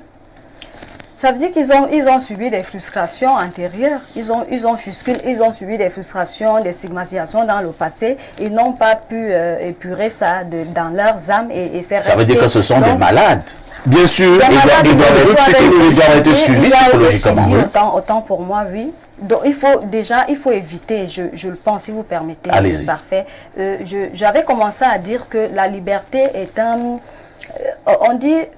Lorsqu'on est occupé, on dit le travail éloigne à nous, croix grand mot. Le vice, l'ennui, le besoin. Voilà. Lorsqu'on n'a rien à faire, on a le temps d'observer qu'est-ce que Parfait fait, qu'est-ce qu'Alain fait. Ceux qui travaillent ne me voient pas à la télé. Ceux qui ne travaillent pas voient qu'Alain arrive déjà là-bas et puis on commence à développer. Il y a la malhonnêteté. C'est-à-dire on ne reconnaît pas qu'on n'a pas peut-être les mêmes atouts que l'autre qui lui permettront d'arriver à un certain niveau. On ne reconnaît pas. C'est ce que j'appelle malhonnêteté. Il faut savoir reconnaître à l'autre ses capacités que nous n'avons pas. Alors comme solution, je vais prendre un cas de figure. J'aime bien. Si nous considérons le Cameroun comme une marmite. Le Cameroun, une marmite, et les habitants du Cameroun, donc nous les Camerounais, le repas qui est dans la marmite. Y compris les condiments. Lui, le gouvernement, le couvercle, moi j'ai envie de dire le chef de l'État, lui, le couvercle de cette marmite. Alors, lorsque le couvercle a glissé, la marmite est entrouverte et on va se coucher. Si vous-même à la maison, vous laissez votre marmite, il y a la nourriture, vous la laissez entrouverte, vous allez vous coucher. Le massé qui est sur au réveil, vous trouverez le repas inondé de cafards, fourmis, toutes ces bestioles-là. Vous allez retrouver et le repas sera affecté. Si qu'est-ce que tu veux dire exactement? Je veux dire, le gouvernement a délaissé... Oui, le couvercle est parti. Le couvercle, c'est-à-dire il y a une surcharge le couvercle est penché. Entre le couvercle s'est penché. Oui. Et la mamie peut même tomber. Entre le repas et tout ce qui s'est lavé. Bien cette figure. Entre le repas et tout ce qui s'est ajouté souris, machin, là, bousculade, la mamie s'est rendue. Elle est déjà au sol. Le repas est à la merci de toutes ces choses-là. Les souris, tous ces vices, les caviars, la haine, la jalousie, les meurtres et tout ce qu'on a là, la corruption. Pourquoi? Parce que la jeunesse n'est pas suivie, la jeunesse n'est pas occupée, on ne travaille pas, on s'ennuie à la maison. Il faut occuper la jeunesse, il faut créer des emplois. C'est ce que moi je propose comme solution ici. Au moins, on aura moins de temps à regarder et on saura mieux, on s'intéressera autant pour moi à s'auto-évaluer et à s'enrichir soi-même. Voilà. Merci Marie-Noëlle pour cette contribution. Il y a le docteur Etoile qui veut rapidement reprendre la parole. Oui, parfait, merci. Je voudrais aborder dans le même sens et un peu plus que ce que Marie-Noëlle, merci, a relevé, puisque nous sommes dans le cas des solutions. Tout à fait. Pour dire parfait que avant de passer à la seconde phase, je voudrais dire ici que la déconstruction de ce qui paraît comme ordre en ce moment et qui voudrait que, on assiste à une répartition presque équitable des avantages et privilèges. Parce que ce qu'on vit aujourd'hui est vraiment de nature à pousser les Camerounais et autres à développer ces sentiments-là. Secondo, maintenant, il faut dire que nous avons tous ici presque été unanimes, surtout Blériot, que lorsqu'il y a une réaction, il ne faut pas voir uniquement déjà l'attitude qui est mise à nu. Posez-vous la question de savoir qu'est-ce qui a bien pu pousser ces personnes à développer ces sentiments qu'on décrit aujourd'hui. Tout à fait. Tout ceci rentre dans ce que nous avons dit ici, qu'il faudrait veiller à ce que lorsqu'on on va dire quoi, on piétine, on met en minorité certaines communautés, où on assiste à des formations d'équipes, des désignations, des nominations, d'autres, au détriment de certains qui revendiquent ne serait-ce qu'une seule personne. Que pensez-vous après, lorsqu'on va assister au schéma qu'a bien brossé Blériot, où ceux qui étaient hier en minorité se retrouvent en train de lever la tête? Attendez-vous à ce qu'on ait un sentiment de revanche, un sentiment de prouver que nous aussi nous pouvons. Docteur, je suis d'accord avec ce que vous dites, mais je ne fais qu'opposer une question. Je parle là du cas du Cameroun. Il y en a qui ont des bonnes conditions d'existence, qui sont des leaders, entre guillemets, d'opinion, d'autres sont même des grands hommes politiques, mais quand vous les suivez de manière régulière, vous avez aussi la nette impression qu'ils véhiculent un message de haine, un message d'aigreur. Alors, pour cela, que faisons-nous, que disons-nous? Parfait. Oui. Oui, Marie-Noëlle? Oui, parfait, j'allais dire, je ne vous coupe pas, que ceux-là sont tout simplement malhonnêtes. C'est eux que j'ai qualifiés de malhonnêtes. Ils savent qu'ils sont incompétents. Et ils voient en l'autre la compétence. Alors ils sont jaloux. Parce qu'il y a le bon, il y a le mauvais. Il y a des personnes qui sont à l'essence. Donc vous pensez qu'il y a quand même également des jaloux pour rien? Pour rien. Pour rien, vraiment. Il est né mauvais. Il est né mauvais et il exerce son Le fait que vous parlez à la télé avec aisance, comme vous le faites là maintenant, ça peut énerver plusieurs femmes sur le quartier. Personnes, et puis ils se demandent, elle a quoi plus que, et puis pour rien, de façon fortuite. Hein. Et on commence à dire que c'est sûr qu'elles sont avec le DG. Parfait, c'est ça, n'est-ce pas? Je voudrais ajouter, si vous permettez, que tout à l'heure, il a relevé le fait que dans toute société, toute organisation, ces mots ne manquent et ne manqueront jamais. C'est vrai que pour le cas du Cameroun, ces derniers temps, quand même, on a assisté à une recrudescence. Et c'est cette recrudescence qui attire notre attention. Tout à fait. Docteur, on est d'accord que dans tous les pays du monde, nous trouvons ces mots, depuis l'époque de Jésus. Oui. Mais lorsque ça gagne en ampleur, est-ce que nous n'avons pas le droit de nous en inquiéter? Affirmatif, parfait. Et c'est même là où, pour ne pas monopoliser la parole, dire que nos décideurs actuels devraient marquer un temps d'arrêt et se dire que il est temps de procéder à une refondation de notre société un tout petit peu.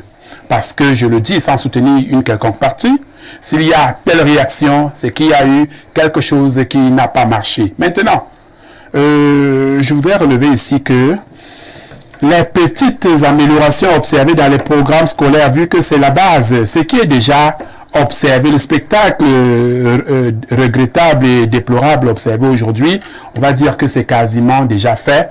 Les carottes sont cuites. Il n'y a plus rien à faire pour ces mentalités-là. Je ne vois pas un Paul Fils âgé de 56 ans au aujourd'hui changer de manière de penser parce qu'on lui a dit que non, ce que tu fais là n'est pas bien alors qu'il est dans une lancée déjà pareil pour Marie-Noël ou mon voisin immédiat Blériot. Que faire? Investir sur la jeunesse dès le bas âge. École primaire, école maternelle, primaire, secondaire et même à l'université où tenez-vous tranquille, parfait. Je m'y connais un tout petit peu. Les programmes observés de nos jours ne sont pas de nature à un certain stade de rappeler aux enfants que les pratiques auxquelles vous livrez là ne sont pas bonnes. Qu'on procède à une refondation des programmes dans chaque filière ou discipline, qu'il s'agisse de la philosophie, de l'allemand ou de tel qu'on ait de l'enseignement amenant les enfants à comprendre le bien fondé du vivre ensemble, de l'intégration, des méfaits, de la jalousie, la haine et autres là. Ce n'est qu'ainsi qu'on pourrait sauver notre pays, notre beau pays. Très bien. Oui, parfait. On passe à la parole à Pierre Blériot. Pierre Blériot, on a vu le gouvernement de la République initier certains projets dans le sens de parler de la lutte contre les discours haineux. Avec votre permission, parce que ça me traumatise un tout petit peu. Il ne sert à rien de créer des institutions, avoir des ministères qui sont apparemment de manière formelle. C'est-à-dire, on a un ministère qui s'occupe par exemple, de la femme et de la famille. À côté de ça, on a un ministère des Affaires sociales. Quel est leur rôle? À quoi servent-ils? Le ministère de la Jeunesse et l'autre, c'est quoi? L'éducation civique. Tenez-vous tranquille. Dites-moi en combien d'années, quel nombre d'activités on a assisté dans les 4 coins du pays qui peuvent témoigner de la volonté du gouvernement à sortir la jeunesse, à protéger la jeunesse de ces multiples mots que nous décrivons aujourd'hui. Mais il y a tout un ministère pourtant. Je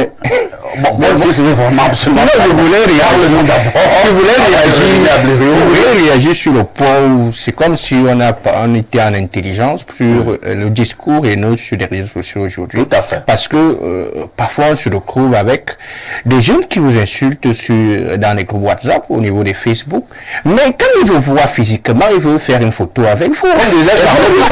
Aujourd'hui, c'est un comportement. On sent vraiment que la société est malade. C'est à partir de ça. Parce qu'en réalité, il faut... Donc voilà les indicateurs de maladie. De maladie. Ça veut dire que ça ne s'explique pas. Quelqu'un qui vous insulte et qui physiquement vous voit et veut une photo et vous dit par eux, vous faites ce qui est bien. C'est un paradoxe. Vous pouvez dire aujourd'hui, on a corrompu les valeurs au niveau où on arrive. Et puis, je voulais, le point que je voulais soulever, c'était sur l'éducation aujourd'hui. Et quand le gouvernement prend des initiatives, le gouvernement ne prend pas des initiatives en impliquant les acteurs. Ça veut dire qu'on veut changer peut-être des choses qui ne marchent pas avec ce qui ne correspond pas. Aujourd'hui, si on se limite au ministère des Postes et Télécommunications, les grands directeurs s'assiedent, ils n'impliquent pas ceux qui utilisent la plupart, la grande partie de la jeunesse qui utilise les réseaux sociaux et ne convoquent pas un dialogue qui permet aujourd'hui qu'on puisse ressortir avec des solutions. On va continuer dans ce qu'on voit aujourd'hui où les réseaux sociaux influencent la plupart négativement au lieu que ces réseaux sociaux influencent positivement comme on voit dans les pays développés aujourd'hui. Ça va être une bénédiction et un moyen même pour beaucoup de gagner de l'argent dignement. Mais ils prennent donc ces mégas. Par exemple, celui qui a faim, il prend 100 francs. Et il ne capitalise pas ces 100 francs peut-être à créer quelque chose qui peut l'aider lui-même à s'améliorer aujourd'hui. C'est ça la véritable question aujourd'hui. Si on prend, je vais dire ce problème, sur cet angle où le jeune, quand tu prends 100 francs de mégas, qu'est-ce que ça te rapporte? Peut-être que si tu prends 100 francs pour insulter parfois ici, mais qu'est-ce que plutôt toi tu gagnes en insultant parfois ici quand tu vas vers les réseaux sociaux aujourd'hui? Beaucoup de jeunes vont comprendre que quand j'y vais, par exemple, je vais pour vendre un produit, je vais par exemple pour vendre une pensée, je vais par exemple pour échanger avec certaines personnes, pour travailler sur mon image, par exemple, pour gagner plus tard en crédibilité. Donc c'est un peu ce qu'on doit, le discours qu'on doit passer à la jeunesse. Merci Paul-Fils Elundou pour cette autre contribution, pour parler avec le penseur, hein, lorsque vous disiez que par moment, les gens s'assoient et réfléchissent pour vous. Alors, le penseur disait ceci, celui qui pense pour vous s'envoie contre vous. Alors, Pierre Blériot, est-ce que nous pouvons dire que le gouvernement de la République a pris la mesure de la situation, a pris la mesure de la situation lorsque nous parlons de la haine, de la jalousie, de l'aigreur qui ont gagné les populations camerounaises? Non, pour être honnête, le gouvernement contribue à exacerber ces sentiments. C'est un mot fort, là. Oui, et même les universitaires. Ce que nous récoltons aujourd'hui a été semé il y a une vingtaine et même 30 ans. Hein. Ah bon? Moi, j'ai été leader d'étudiants. À mon époque, je voyais déjà des doyens prendre des mesures pour que des étudiants qui n'étaient pas originaires, par exemple, d'une certaine ère, ne soient pas dirigeants d'étudiants. À ce petit niveau-là. Nous voyons tous dans certaines filières comment des professeurs titulaires et des maîtres de conférences faisaient tout pour que les gens originaires de leur communauté soient les seuls à accéder, par exemple, aux soutenances de thèses et autres. Pour ceux qui ont été dans les universités, il y a même des filières qui portent des noms des tribus. On en est même dans la filière où j'ai été, en philosophie, on est supposé voir... On a vu tout. On a vu l'université orienter le pays vers le tribalisme. Ça, je parle de l'université. On a vu le pays lui-même, l'État, promouvoir, sans le dire, les replis identitaires. Parce que lorsque vous nommez un ministre et qu'il se met à remercier les gens de son village, et que vous voyez les communautés aller festoyer chez avec les tam-tams et les tambours, et que ça devient des pratiques républicaines, entre guillemets, vous faites la promotion du tribalisme. Lorsque vous voyez que le Premier ministre aujourd'hui, les services du Premier ministre ne fonctionnent plus normalement parce qu'on nous a parlé des équilibres, j'ai lu un peu leurs affaires là. Mais allez dans les ministères, vous verrez que les ministères ont le visage de la tribu du ministre. Oui. Est-ce que c'est... Vous pouvez dire l'État fait quoi? Quand vous entrez, il y a même des ministères où on parle carrément la langue du ministre. C'est clair. C'est-à-dire que jusqu'au vigile, il s'est assuré que le dernier vigile soit de son village. Donc, alors, cette façon de faire contribue à... Et pour les tribus, donc, ou les clans, ou les villages qui n'ont personne. Moi, je ne vais pas pleurer pour les Bassa ici. Je vous avais dit qu'on a un demi-ministre. Oui, comment ça? Les Bassa ont un demi-ministre. Le ministre est Galé, quoi. Non, Galé n'est pas Bassa. Je crois qu'il se bat bien autant qu'il peut pour les Bakoko. Donc, il n'est pas Bassa. Non, c'est clair, il n'est pas. Bon, madame... il est un Ghanais. C'est donc le demi-ministre que nous avons. C'est tout. Et on nous trompe avec le ministre des Postes et Télécommunications qui est une fille boulot. Voilà donc la réaction parfaite. Qui illustre un tout petit peu de ça. Non, c'est une réalité. Parce que voilà mon frère Bassa qui estime qu'ils ne font pas partie de cette équipe. Nous revendiquons les propos. Là, il a revendiqué. Non, je décris. Même si le ministre Paul Fils aujourd'hui vient faire du bon boulot, il ne verra pas ça. Rien du tout. Parce que quoi, il aurait souhaité avoir un de ne faites pas ce jeu-là. On se comprend bien. Je dis ceci, c'est parce que je ne voudrais pas que les ministres soient les ministres de leur village. Si les ministres qui sont là n'étaient pas les ministres de leur village, on ne constaterait pas qu'on n'a pas de ministre. Je ne veux même pas parler de Boumiébel. Nous, on n'a même personne dans l'administration centrale. C'est pas parce qu'il n'y avait pas des gars de Boumiébel qui sont allés à l'école. Le gars qui a été fait préfet, on l'a laissé 2 mois là envoyé en retraite très vite parce que quelqu'un se dirait justement que ce que tu es en train de dire là, pareil, non, celui qui le dirait, quelqu'un je lui cible les gens. Ils n'ont pas donné le sentiment. Ce que je dis, c'est que si par exemple vous êtes préfet, ne donnez pas l'impression qu'on vous a nommé là pour votre communauté. Je vais vous dire, pour percer l'abcès, vous savez, il y a des gens qui sont devenus sous-préfets ou préfets quelque part et ont carrément fait arracher les terres des autres parce qu'ils étaient d'une communauté et vice-versa. Vous êtes le préfet de la République. Vous n'êtes pas le préfet de votre communauté. Et votre communauté ne doit pas venir vous célébrer. Merci bien. On va repartir au niveau de la messagerie qui explose. Bonjour le plateau. Dans des entreprises, les gens ne s'empêchent pas de s'occuper de la vie privée des gens. Pourtant, ils sont occupés. Parfait. C'est juste un problème de mentalité. Et tout le Cameroun est infecté. Il faut faire un travail de fond pour changer la donne. Car le Cameroun a plus un problème de mentalité, plus que économique. C'est Sévérin de Bépanda à Douala qui envoie ce message. Allons au 229. Il s'agit de quel pays là? C'est le Bénin. Bonjour mon frère parfait ici et le panel.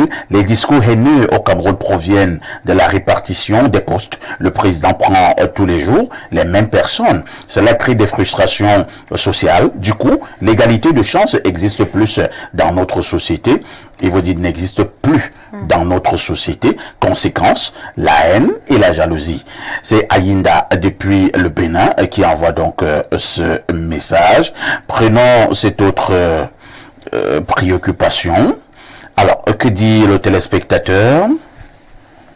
Bonjour aux copanélistes et un bonjour spécial au sac de modérateur. Vous êtes mon idole. Concernant la problématique du jour, c'est la pauvreté qui est le facteur majeur de la haine. Pour l'éviter, il faudra que chaque intellectuel a l'esprit d'entrepreneuriat, car l'État ne peut pas tout employer. Ceux d'avant ont eu la chance parce qu'avant, les parents n'aimaient pas l'école et ceux qui sont partis ont bénéficié. De nos jours, il y a trop d'intellectuels dont, sauf l'esprit d'entrepreneuriat, peut nous sauver. Et sinon, avec le temps, on doit lire l'heure à la longue. La haine deviendra la guerre. D'accord. Il dit qu'il s'appelle Franck, il est entrepreneur en génie civil. Autre message ce jour. Bonjour parfait. Quel est l'avis de Blériot sur le cas vous pensez comment je vais lire ça? Vous êtes amusant, monsieur. Vous êtes caché dans votre chambrette, peut-être en bafia. Vous envoyez un truc comme ça et parfait, il se lit.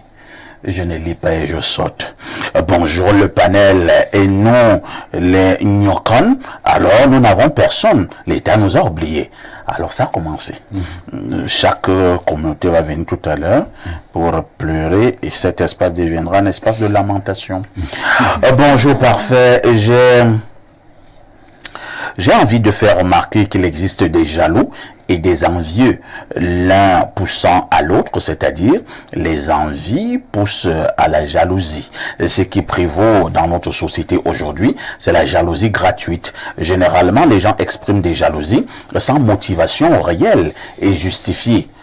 Je dois dire que c'est cette jalousie-là qui m'intéresse beaucoup ce matin. Ce type de jalousie se construit minutieusement par les leaders d'opinion et même sur des plateaux de télévision. La haine se construit et gangrène la société, conduisant à des choses comme la promesse de la mort que vous avez décriée ici par rapport à Niemek. C'est Xavier de Bobono qui envoie le message. Oh Xavier, ça faisait longtemps. Xavier, vous avez disparu. Habituellement, vous avez de très bonnes interventions.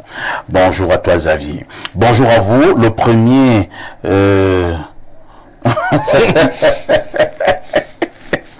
Incroyable. Et je saute. Bonjour sur votre plateau. Et là... Nous, on va alors rire. Quand tu censures, tu vas vous dire la non. Bon, on va rire aussi. C'est contagieux. Alors, autre message.